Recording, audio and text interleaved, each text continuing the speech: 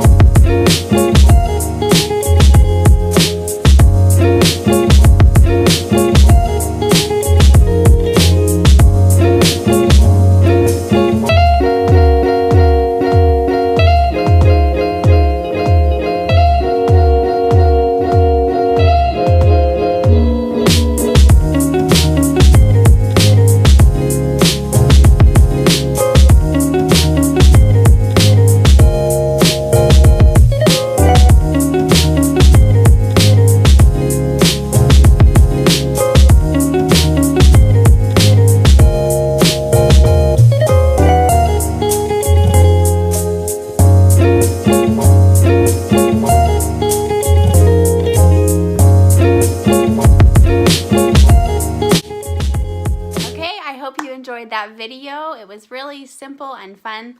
And also, just a little side tip, those jars that I used and put the greenery inside, those are actually pickle jars. The giant pickles you can get at the store, that's what they come in, and I just repurpose them and use them as vases, and it really ends up saving you a lot of money. So there's just a little tip for you. You could spray paint them as well. That would be awesome. I hope you have a wonderful spring, and I'll talk to you soon. Bye.